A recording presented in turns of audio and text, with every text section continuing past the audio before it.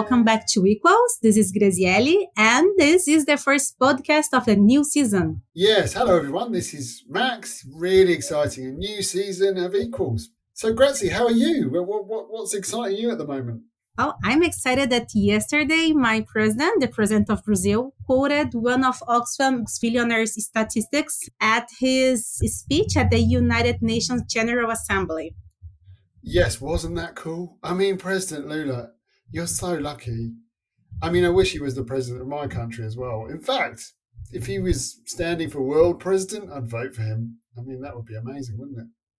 Yeah, well, it's good to have him back out as our president. And today on Equals, we are going to interview Oxfam new executive director, Amitabh Behar. Yeah, our new president in a way. Amitabh Behar is our new executive director, and we're going to talk to him about what makes him tick really, and what he cares about most, and particularly his views on inequality. Should we listen to it? Sure, looking forward.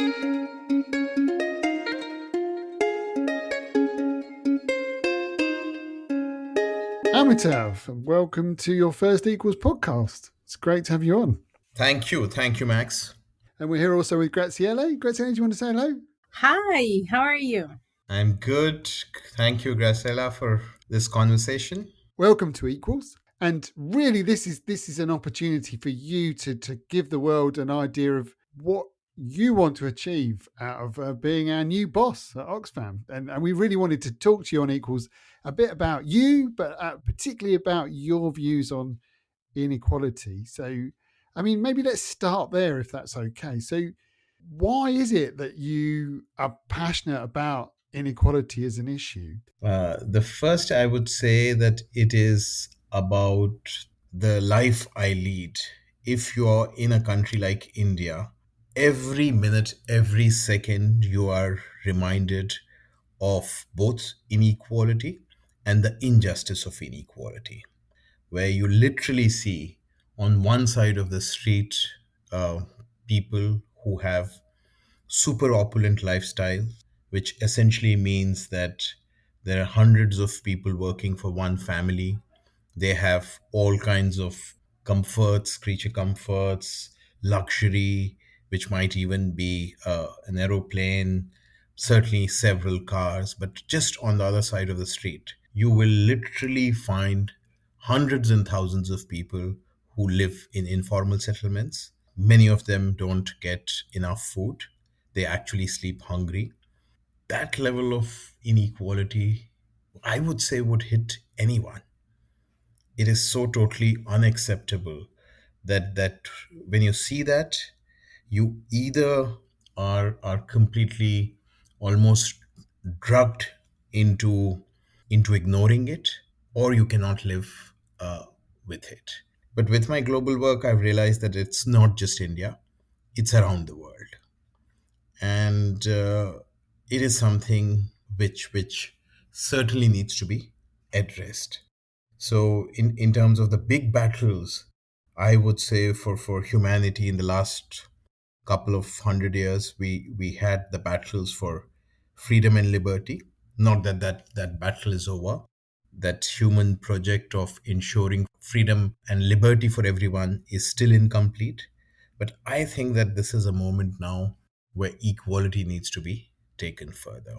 There are still many Indians who see that inequality, and as you say, they kind of almost inure themselves to it, or they learn to ignore it, or they learn to justify it. And you haven't done that. You know, you've chosen to fight inequality. What is it in your upbringing or where you come from that made you feel that way?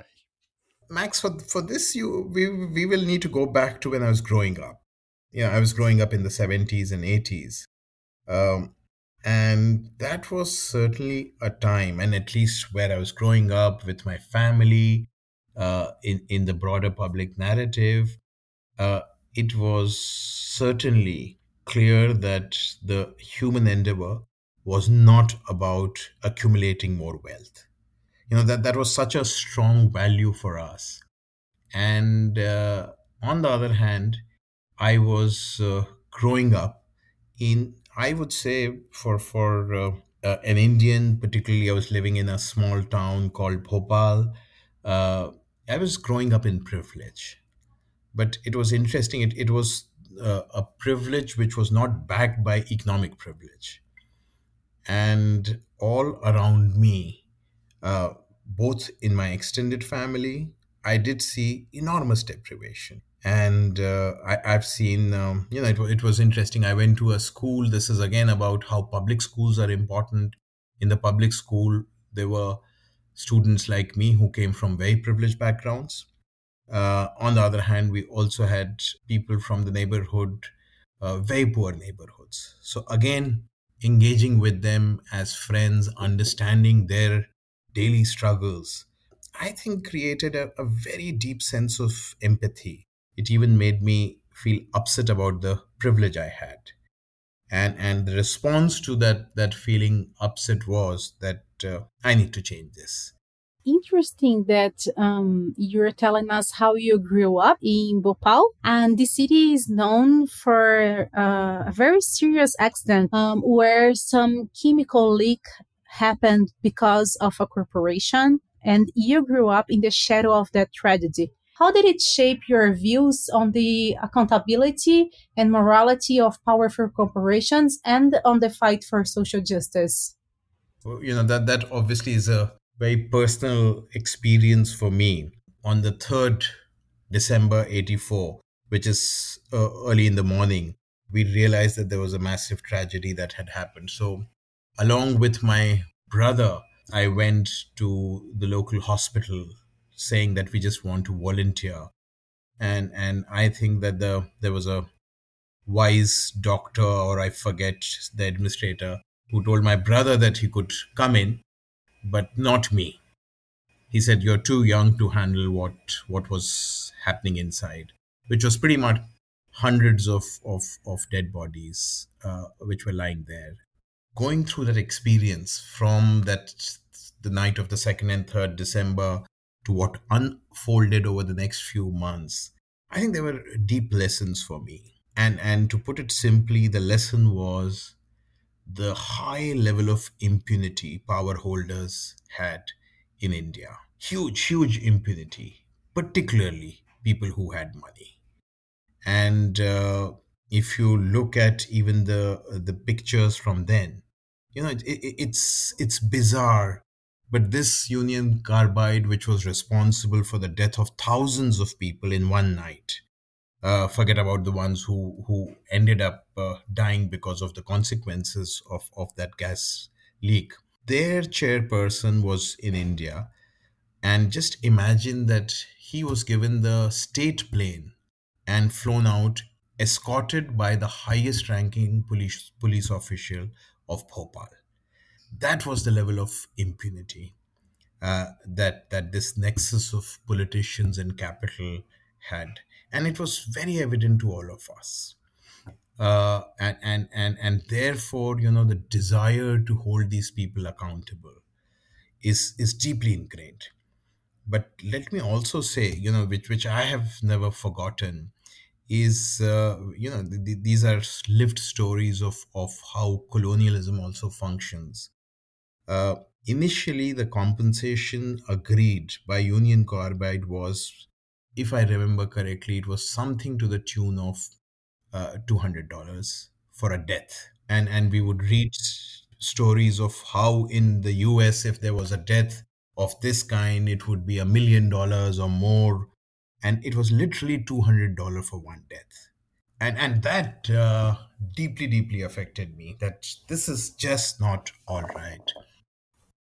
Yes, I also remember that disaster. It was horrible. It was as if life just didn't matter, and this huge corporate could get away with murder.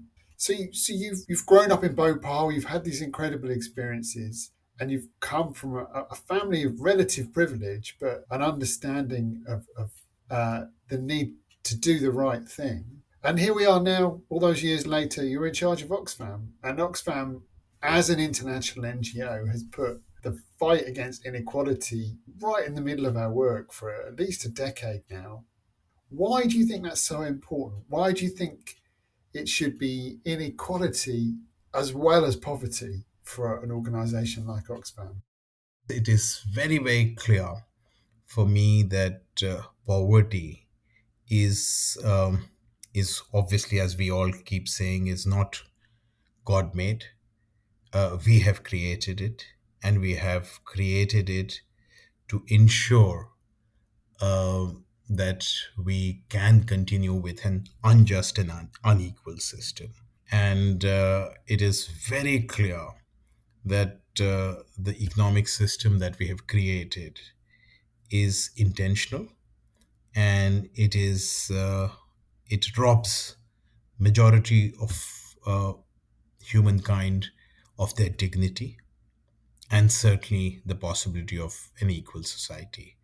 So for me, it is really critical that we work on the basic framing of justice for all and human dignity. So if you ask me personally, what are the two most critical values that drive me, they would be justice and dignity. For me, the big insight was that you can't just focus on those who don't have in this world. You have to also focus on those that have, on the winners as well as the losers, to understand the whole picture. And I really remember, I mean, was it 10, 12 years ago, reading Thomas Piketty and being blown away really about the scale of inequality and understanding what's happening in our world. It's not just Thomas Piketty, as in just go back to Marx. He was telling us something which is very, very fundamental. And if you really look at, I would say, when people have led rebellions, when they have protested, it is essentially a struggle for ensuring equitable distribution.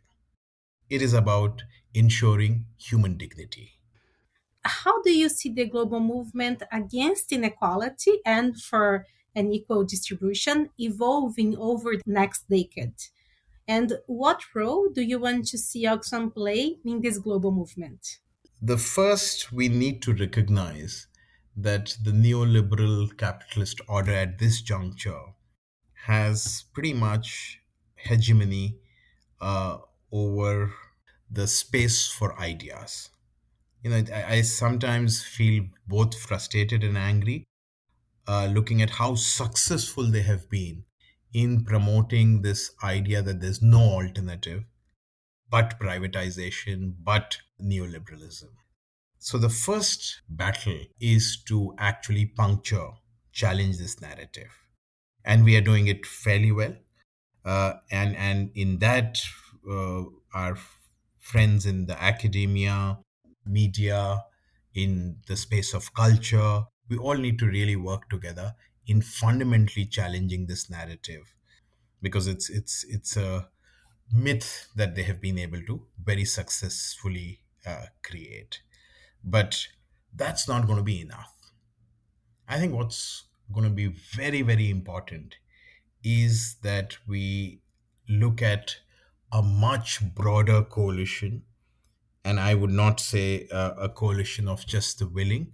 We need to reach out, ensure that there's much greater participation of different kinds of actors. So I would really call it the Rainbow Coalition. That's a role that Oxfam must play, of both weaving together a coalition, play an important role there, but also helping them understand that the issues that they're fighting against, or the issues that they want for the people, uh, have their root problem in this neoliberal economic order. So that would be the second big one. How do we build it? But the third, having said all this, recognize and be humble that neither the narrative nor the coalition can actually substitute people's power, because this is really a battle about power. And the best power we have, certainly I talked of the knowledge power of network, but it is essentially people's power which can win us the day. And we'll need to invest in building people's power around the idea of an equal and just future. How would you like to see Oxfam building this people's power? If you could see a way, how would that be? I do really believe that we must bring the normative to the center of the work. It can't be our operational realities and the need for doing projects, etc. It is the normative which should define how we move ahead. And if the normative is the primary driving force, if we couple that with our ability to do power analysis in different contexts, I'm sure we'll arrive at the conclusion that we need to build people's power. And once we have that desire, I think we'll be able to do it. And there are different ways of doing it. We are good in some ways. As in, I must tell you that in terms of the work being done by large NGOs, INGOs, Oxfam is probably the most successful in at least highlighting the issue of inequality. So we have that capacity of building an argument in a way that is perceived by common people as their issue. So we need to work on that. But it is about spending a lot of time on that, investing on, at the moment I'm sitting in New York. I'm giving almost 8 days to the UN General Assembly. Should the Oxfam executive director be giving 8 days to the UN General Assembly, or there is a better utilization of my time in spending time with social movements who already have the power? A very related and important part of this is the space and the ability for civil society and citizens and people's movements to speak out. And a central focus of your work has been, and what I've really found talking to you over these past months, is your passion for civil society and civil society space, and your concerns over kind of creeping authoritarianism. Why is that such a key issue for you personally? And how do you see the relationship between that, or the rise in authoritarianism, and this almost separate, if you like, of very high economic inequality? Do you feel they're linked in some way? I mean, how do you see those things coming together for you and for Oxfam? My response to your first question would be that I did talk of my North Star as human dignity and justice. And I do believe that democracy as an ideal is critical for realizing justice and human dignity. But what we often do is we end up converting democracy into just a form of governance. Democracy is not about a form of governance, it is a value, it is a framework of how societies should be organized. And that's deeply, deeply fundamental and personal for me. That everything that I think we in society do should be within a democratic framework, because without that we'll never be able to achieve justice and dignity for all. So that's really the framing that I come from. And in that I see civic space as one of the most important markers of, I can't say even robust democracy, but as one of the first signs of having a democratic polity in society. So when civic space starts shrinking, what we are essentially doing is that we are crushing any alternative vision. We are crushing the space where citizens and common people can ask questions of the powerful.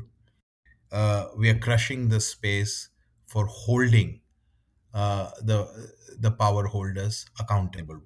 Your second question, I do see huge relationship between inequality and authoritarianism, because ultimately inequality is needs to be defended. And because people who are running this unequal world do realize that it is contradictory to human nature, they're not going to accept it. And therefore, they need the brute power of the state to ensure that you do not see rebellion, that you do not see real challenges to their complete control over capital and power, so to speak. One of the things we're seeing here in the global north, but also I think in the global south, is people voting for very authoritarian leaders. You see what's just happened recently in Argentina. Some people voting, I would say, against their interests, the kind of anger and resentment leading to a kind of uh, a right wing populism. How do you see those things coming together? Because there people have got the space to vote, they've got the space to make choices, whether it's in Germany or Argentina, and they're voting for, frankly, terrible people who are not in favour of their interests. How do you see Oxfam shifting that, or having playing a part in fixing this seemingly constant problem of the majority of people really having an interest in authoritarianism and thinking perhaps that is the future? What you're saying is a fact, and it is also depressing. Very often, I do wake up feeling saddened when you realize that such a large number of people actually can fall prey to politics of hatred, the politics which essentially is about privileging a few. However, for Oxfam, I think it should really tell us that we cannot get caught in either doing project delivery, or this hope that you can have expert led transformative change. That does not happen, and we've done that reasonably well, as in just sitting here in the UN General Assembly and conversations here, we have enough intellectual power to draft fantastic papers for the Pact for Future, but we all know that that will not get implemented. And therefore, it is about understanding the political role that we have. And when I say political role, it is not about party politics, but a deeper political engagement with people, which is around certain values, certain ideas. It is about the vision of the future of the world. What exactly gives you the hope that this change is possible? The way I respond to these questions, you would see I have one uh, answer which comes from the gut, which is the emotional answer, and there's one which is also coming from my mind. So let me give you both. What gives me hope is, over the years, I think I've had the privilege of spending time meeting with people who live in poverty, who live confront injustice, enormous injustice in their daily lives, but the resilience that they show, and the faith they have in eventually building a better life and a better society is hugely inspirational. I think once you see that, you do not have an option with the privileges that we have to then sit back and either give up the fight, or just accept the way the society is at the moment organized. Both are not an option for me. Whenever I spend time with friends who are fighting uh, pretty much 24/7 against injustice, against indignity, I come back inspired, charged, hugely, doubly, triply resolved to continue working on it. The second, but let me again use what Martin Luther King said, that the arc of human history is long, but it does bend towards justice. So let's not forget that. So if you look at, the women voting rights is all in the last 75 to 80 years, and those are massive shifts. So if you take slightly zoomed out view of even the history of the last 400 years, yes, we have had horrendous wars, but on the other hand, we have moved ahead as human civilization, and we have moved towards the better. So that also gives me hope that let's continue fighting. It must have been the Oxfams of the 100 years ago, 200 years ago, who continuously fought for these ideals and eventually won small battles, and hopefully one day we'll win the final war. And in this very inspiring moment that we're having, where do you see Oxfam 5 years ahead? Oxfam 5 years ahead, I really hope that we are at the forefront of very serious assault on the inequality that we see around the world.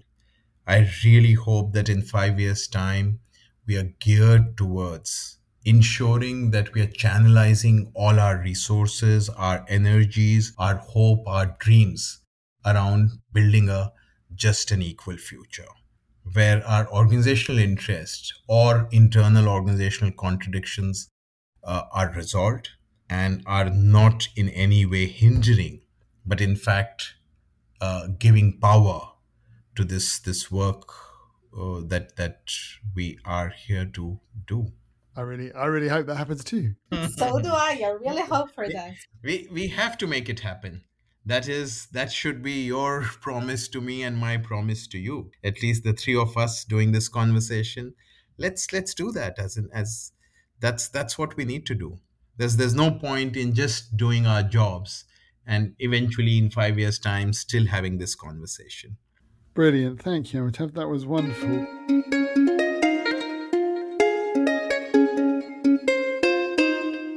Oh, wow. It was really good to hear both the emotional and rational sides coming from one person and who brings this hope for social justice and dignity. So inspiring. I agree. Really inspiring. I'm really glad we've got him as our new boss. So next time on Equals, we're interviewing the world famous economist Jayati Ghosh about her amazing work on inequality and the relationship between inequality and climate, taxation. It's going to be a fantastic interview. So make sure you're listening to that one. That sounds brilliant, and I look forward to listen. And that's it. Bye, everyone. Talk soon. Yes, bye everyone. But before you go, don't forget to like and subscribe and tell all your friends and family how amazing Equals is. And we look forward to speaking to you next time. Cheers.